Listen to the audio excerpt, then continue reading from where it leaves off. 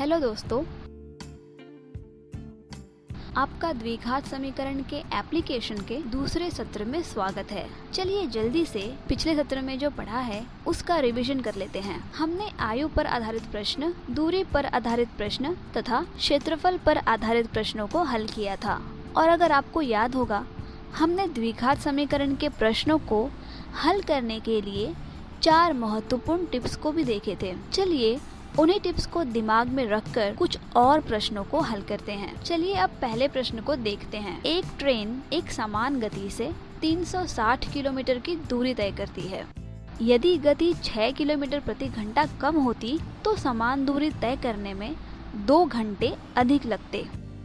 तो ट्रेन की गति ज्ञात कीजिए। यहाँ यह दिया गया है कि ट्रेन द्वारा तय की गई दूरी 360 किलोमीटर है और हमें ट्रेन की गति ज्ञात करना है। जैसे कि हम ट्रेन की गति नहीं जानते, इसलिए चलिए इसे हम x मानते हैं।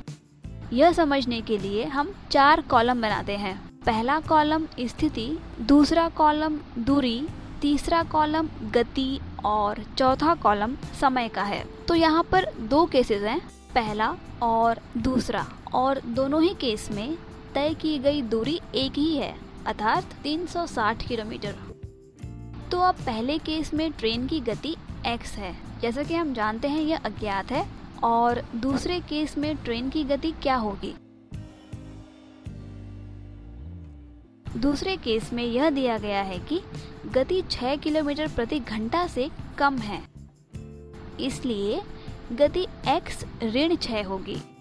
दोस्तों, जैसे कि हम सब जानते हैं कि समय बराबर दूरी बटे गति होता है, इसलिए पहले केस में समय 360 बटे x होगा और दूसरे केस में 360 बटे x ऋण 6 होगा। हमें यहाँ पर, जैसे कि हमें परिस्थिति में दिया गया है कि ट्रेन को वही समान दूरी तय करने के लिए 2 घंटे और अधिक लगते हैं, इसलिए दूसरे परिस्थिति यानी केस में समय बराबर पहले केस में समय धन 2 घंटा होगा, अर्थात 360 बटे x, अर्थात 360 बटे x ऋण 6 बराबर 360 बटे x धन 2 है।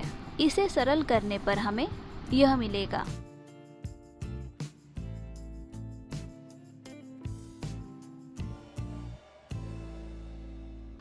अब यहाँ हम द्विघात सूत्र विधि का उपयोग करेंगे।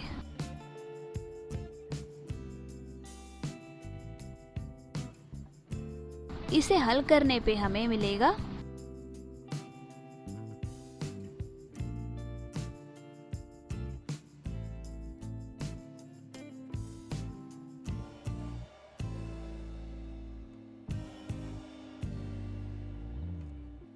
x बराबर 36 और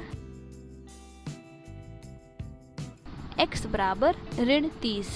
हम x बराबर ऋण 30 का उपयोग नहीं करेंगे क्योंकि गति कभी भी ऋणात्मक नहीं हो सकती है, इसलिए ट्रेन की गति 36 किलोमीटर प्रति घंटा है।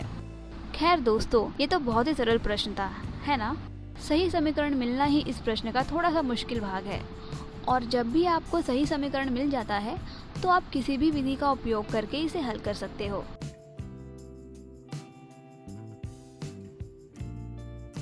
चलिए अब अगले प्रश्न की ओर बढ़ते हैं। स्थिर पानी में एक नाव की गति 18 किलोमीटर प्रति घंटा है।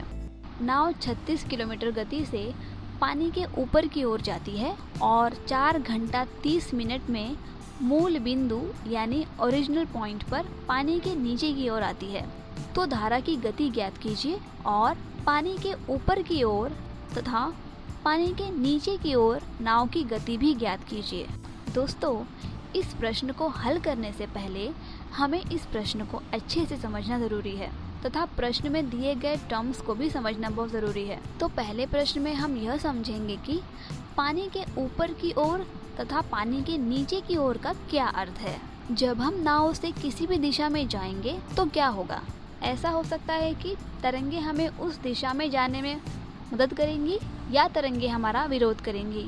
जब तरंगे हमारी मदद करती है और पानी की धारा की दिशा में जाती है तो उसे पानी के नीचे की ओर कहते हैं, और जब तरंगे हमारी मदद नहीं करती हैं या हमारा विरोध कर रही हैं तो हम उसे पानी के ऊपर की ओर कहते हैं।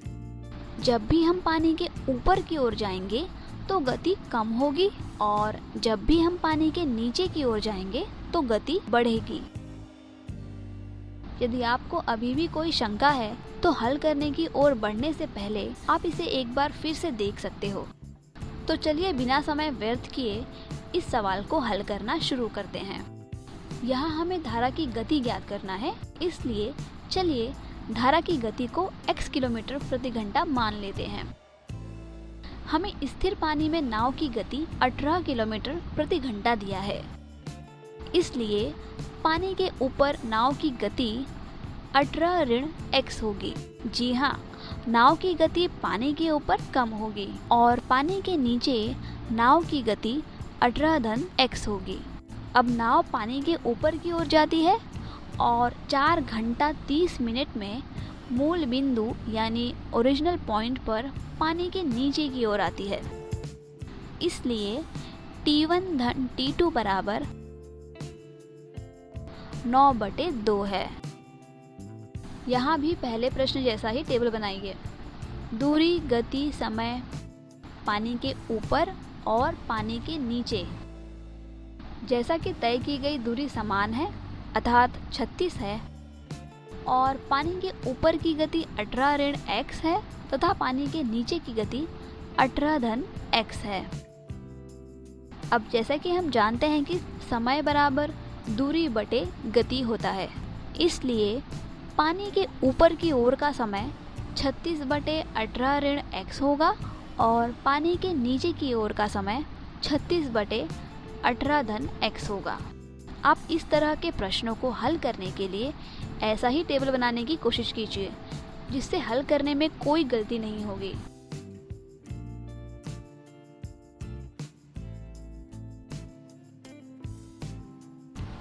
अब इसे सरल कीजिए।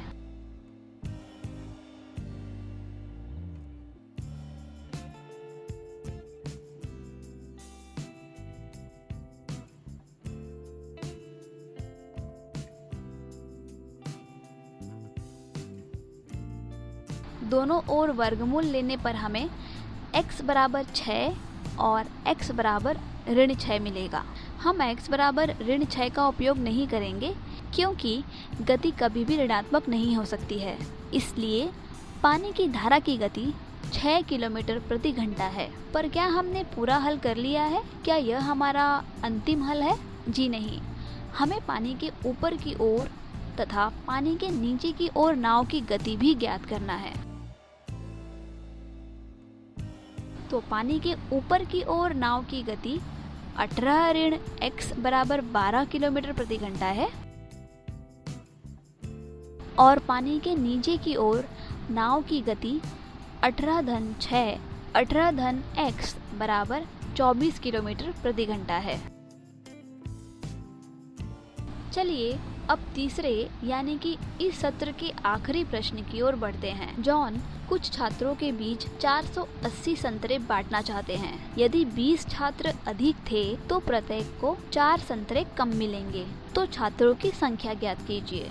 यहाँ हमें कुल छात्रों की संख्या नहीं पता है, इसलिए इसे हम x ले लेंगे और कुल बांटे गए संतरे की संख्या 480 है, इसलिए हर एक छात्र को बांटे गए कुल संतरे की संख्या 480/x होगी। यदि यहाँ 20 छात्र और अधिक थे यानी कि छात्रों की संख्या 20 और बढ़ रही है, तो छात्रों की नई संख्या क्या होगी? जी हाँ, यह x धन 20 होगी। इस केस में बांटे गए संतरे की संख्या बदल जाएगी। तो छात्रों में बांटे गए संतरे की संख्या क्या होगी? यह 480/x धन 20 होगी।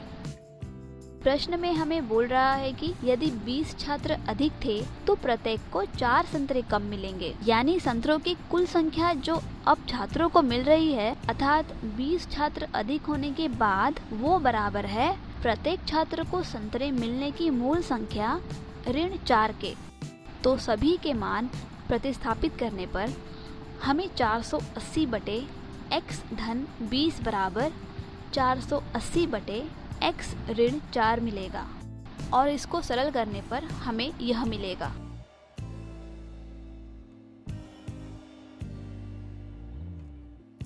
अब यहाँ हम पूरा वर्ग बनाने की विधि का उपयोग करेंगे।